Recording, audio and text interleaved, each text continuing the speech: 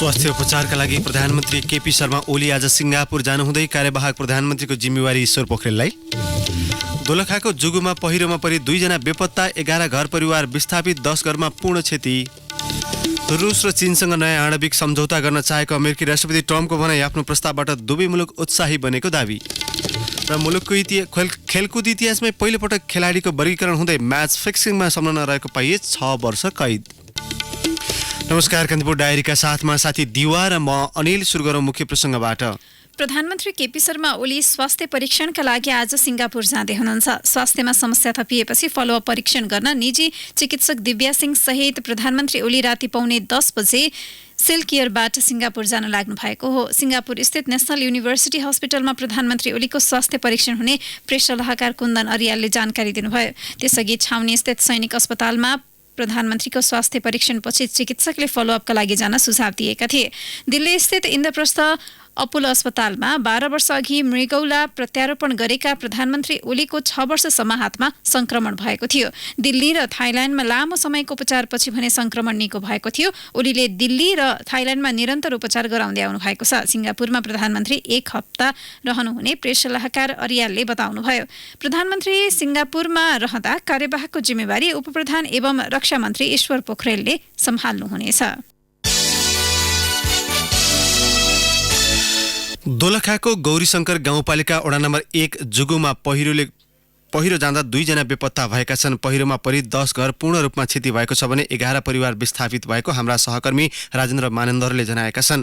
पहिरोले घर पुरेपछि भाग्ने क्रममा करिब 55 वर्षका जितबहादुर खत्री र सडकमा पुरिएको बस निकाल्न गएका करिब 18 वर्षका निशान खड्का बेपत्ता भएको दोलखाका प्रमुख जिल्लाधिकारी खगेन्द्र प्रसाद रिजालले जानकारी दिनुभयो। पहिरोको कारण नामदु जुगु सडक खण्डमा समेत क्षति पुगेको छ। बेपत्ता भएकाको खोजीमा सुरक्षाकर्मीको टोली खटाइएको छ भने विस्थापितलाई राहतका लागि जनप्रतिनिधि घटनास्थलमा पुगेका छन्। पहिरो गएको जुगु दोलखाको चरिकोटबाट 60 किलोमिटर दूरीमा पर्छ। मकवानपुरको हेटौँडा उपमहानगरपालिका विभिन्न क्षेत्रमा डेङ्गु स्क्रब टाइफसको महामारी फैलिएको छ। यो साता मात्रै 30 जनामा डेङ्गुको संक्रमण देखिएको हो। चुरे क्षेत्र आसपासमा देखिएको डेङ्गु अहिले हेटौँडा बजार क्षेत्रमै फैलिएको जिल्ला स्वास्थ्य कार्यालयले जनाएको छ। यसअघि स्क्रब टाइफस मात्र देखा परेको सो क्षेत्रमा अहिले डेङ्गु समेत फेला परेको हो। यसैबीच हामीले हेटौँडा उपमहानगरपालिकाका स्वास्थ्य संयोजक सुपेन्द्र कार्कीलाई यस्ता रोगको महामारी नियन्त्रणका लागि तपाईहरूले कस्तो प्रयास गर्नुभएको छ भने सोधेका छौं।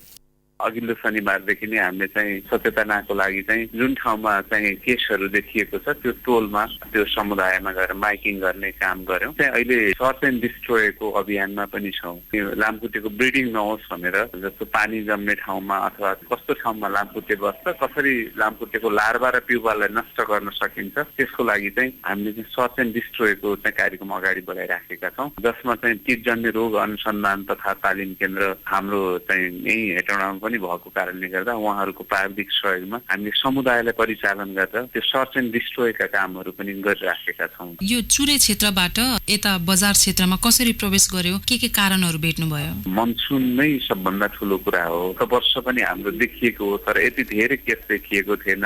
अनि भेक्टरको सर्वे गर्दाखेरि अचम्म कस्तो देखियो भने पोहोर साल हाम्रो डेङ्गु जाडो सिजनमा पनि 2-3टा केसहरू जाडो सिजनमा पनि देखियो। यो बेलामा घर टोक्छ, यो बेलामा हुन्छ भनेर जुन एउटा हाम्रो प्रेडिक्सन थियो त्यो भन्दा फरक पनि भएको छ। त्यसकारण हामीले चाहिँ अहिले कीटजन्य रोग अनुसन्धान तथा तालिम केन्द्रसँग चाहिँ मिलेर यो भेक्टरको पनि सर्वे गर्दैछौँ। भोलिदेखि सुरु हुँदैछ। स्थानीय स्रोत साधन जति छन् उपमहानगरपालिकामा त्यो पर्याप्त हुन्छ त? प्रदेश स्वास्थ्य निर्देशनालय पनि यही, कीटजन्य रोग अनुसन्धान तथा तालिम केन्द्र पनि यही हुन्छ। त्यो हिसाबमा हामीलाई चाहिँ हामीलाई ब्याकअपको लागि पनि उहाँहरूले सपोर्ट गरिराख्नु भएको छ। र आज के गर्ने कसो गर्ने म पनि निरन्तर चाहिँ समन्वयमा छु उहाँहरूसँग। अस्ति भर्खर पनि महामारी रोग नियन्त्रण महाशाखाबाट चाहिँ अलिकति त्यो डेङ्गुको किटहरू जुन ऱ्यापिड डायग्नोस्टिक किट भन्छौँ हामी, आरडिटी चाहिँ हामीलाई प्राप्त भएको छ। जनस्वास्थ्य प्रयोगशालाले त्यसलाई चाहिँ डेङ्गु परीक्षण निःशुल्क रूपमा पनि गरिराखेको छ। डेङ्गु र स्क्रब टाइफस जुन फैलिएको छ त्यसबाट बच्न तपाईँ के सुझाउनुहुन्छ र कसरी सचेत हुनुपर्छ? पहिलो उपाय भनेको चाहिँ लामखुट्टेको जुन किसिमको ब्लिडिङ भइराखेको छ त्यसलाई नियन्त्रण गर्ने, लामखुट्टेलाई नियन्त्रण गर्ने हो।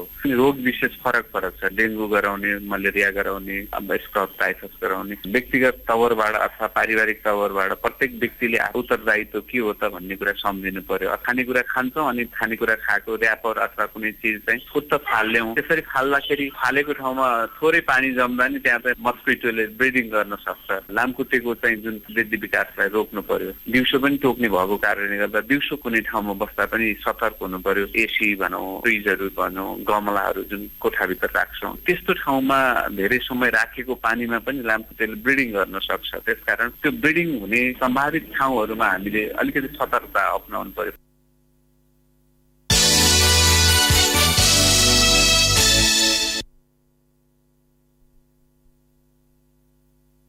पहिरोले ठाउँ ठाउँमा सडक भत्काएपछि सङ्खुवासभाको उत्तरी भाटखोला क्षेत्रमा खाद्यान्न अभाव भएको छ। पहिरो गएको 1 महिना बित्दा समेत सडक राम्ररी नखुलेपछि भाटखोलावासी खाद्यान्न माग्दै सदरमुकाम खाँदबारी झरेका छन्। सङ्खुवाबाट सहकर्मी दिपेन्द्र साक्यले पठाएको यो सामग्री। गएको असार 2 गतेको पहिरोले उत्तरी क्षेत्र छिया पारेको छ। सडक र गोरेटो बाटो समेत बगाएपछि भोटखोला गाउँपालिकाको सम्पर्क सदरमुकामसँग टुटेको छ। सडक र स्थल मार्ग दुवै बन्द भएपछि भोटखोलामा खाद्यान्न अभाव भएको हो। वैकल्पिक बाटो खुलाएर भोटखोलामा खाद्यान्न पुर्याउन माग गर्दै भोटखोलावासी सदरमुकाम झरेका हुन्। भोटखोला 3 हटियाका दावा भोटे। बाटो पहिरो जाँदाखेरि भोटखोलामा नुन, चामल, तेलदेखि लिएर र खाद्यान्नमा पर्ने सबै चिज सङ्कटमा छ। पसलमा गएर किन्न पाउने अवस्था छैन, न सबै चिज दिइरहेको छ। त्यस कारणले भोकमरीमा परेको छ। पहिरोका कारण उत्तरी क्षेत्रको पाउखोला, हटिया, चेपुवा र किमथाङ्कामा दैनिक उपभोग्य सामग्रीको अभाव भएको हो। सडक मर्मत नभएसम्म खच्चर र भरियाबाट सामग्री ढुवानी गर्न नसकिने स्थानीयले बताए। वर्षात अघि भण्डारण गरिएको सामग्रीको पनि मूल्य वृद्धि भएको हुँदा स्थानीय झनेमारमा परेका छन्। स्थानीय प्रशासनले भने वैकल्पिक व्यवस्था गरेर सडक खुलाइसकेको जनाएको छ। प्रमुख जिल्ला अधिकारी जीवन प्रसाद दुलाल। पहिरो गएर खास गरिकन यो जिल्लाको भोटखोला मकालु गाउँपालिकाको केही वडाहरूमा जाने बाटोहरू अवरुद्ध भएको सन्दर्भमा अब त्यो क्षेत्रमा ठुलो बस्ती बसोबास भएको र त्यहाँबाट चाहिँ यो खाद्यान्न लगायतको कुराहरू अब हामीलाई कठिनाई भयो, बाटो अवरुद्ध भयो भनेर स्थानीय जनसमुदायको पनि गुनासो आइरहेको सन्दर्भमा हामीले यो उत्तर दक्षिण सडक कार्यालय मार्फत र अर्को अरुण तेस्रो आयोजना दुईटै कार्यालयहरूबाट चाहिँ हामीले प्रयास गरेर अब एकतर्फी रूपमा सुचारू भएको छ। त्यसले गर्दाखेरि माथिबाट आउने एम्बुलेन्सहरू, खाद्यान्नको गाडीहरू र यात्रुवाहक गाडीहरू निश्चित समयमा त्यहाँ खुलाएर यहाँ खाँदबारीसम्म आउने व्यवस्था मिलाएका छौँ। उत्तरी भोटखोला क्षेत्रमा कोदो र आलु मात्र उत्पादन हुन्छ। स्थानीय उत्पादनले 3 महिना पनि धान्न नसक्ने यो क्षेत्रका करिब 5000 बासिन्दाको दैनिकी कष्टकर बनेको छ। चाँडै चामल उत्तरी क्षेत्रमा पठाउन स्थानीय बासिन्दाले माग गरेका छन्। खाद्य अभाव भएका ठाउँमा पुग्न सदरमुकाम खाँदबारीबाट कम्तीमा 3 देखि 5 दिन पैदल हिँड्न पर्छ। रेडियो कान्तिपुरका लागि दिपेन्द्र साक्य, सङ्खुवा सभा। कान्तिपुर डायरीमा अब ब्रेकको पालो। ब्रेकपछि अब बाँकी प्रसङ्ग। प्रदेश 5 सरकारले दूधको उत्पादन, बजारीकरण र ढुवानीमा छुट्टा-छुट्टै अनुदान दिन सुरु गरेको छ। किसान समूह, कृषि सहकारी संस्था तथा निजी कम्पनी मार्फत दूध उत्पादनमा ₹1.92 र दूध ढुवानीमा ₹3 अनुदान दिएको हो।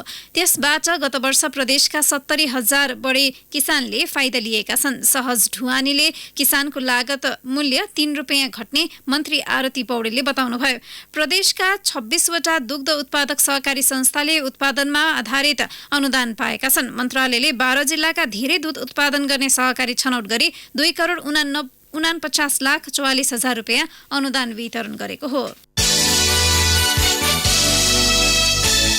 अब अन्तर्राष्ट्रिय प्रसङ्ग। अमेरिकी राष्ट्रपति डोनाल्ड ट्रम्पले चीन र रुससँग नयाँ आणविक सम्झौता गर्ने चाहना रहेको बताउनु भएको छ। आणविक सम्झौताका लागि आफूले दुवै मुलुकसँग कुराकानी गरिसकेको भन्दै उहाँले चीन र रुस उत्साही रहेको दाबी समेत गर्नुभयो।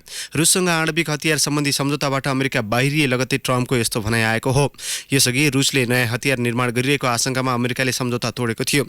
मस्कोले भने अमेरिकी आरोपलाई अस्वीकार गर्दै आएको छ। अमेरिकाका तत्कालीन राष्ट्रपति रोनाल्ड रेगन र सोभियत नेता मिखाइल गोर्बाचेभ बीच सन् 1987 मा मध्यम दूरीका आणविक हतियार सम्बन्धमाथि प्रतिबन्ध लगाउने सम्बन्धी द इन्टरमिडिएट रेन्ज न्युक्लियर फोर्समा सम्झौता भएको थियो। सो सम्झौताले 500 देखि 5100 किलोमिटर दूरीका क्षेप्यास्त्रमा पूर्ण रूपमा प्रतिबन्ध लगाएको छ। रुसले सम्झौताको उल्लङ्घन गरिरहेकाले त्यसको परिधिमा रहनुको औचित्य नरहेको अमेरिकी भनाइ छ। सम्झौता तोडिएपछि दुई मुलुकबीच हतियार निर्माण र परीक्षणको प्रतिस्पर्धा चल्न सक्ने भन्दै अन्तर्राष्ट्रिय समुदायले भने चिन्ता व्यक्त गरेका छन्।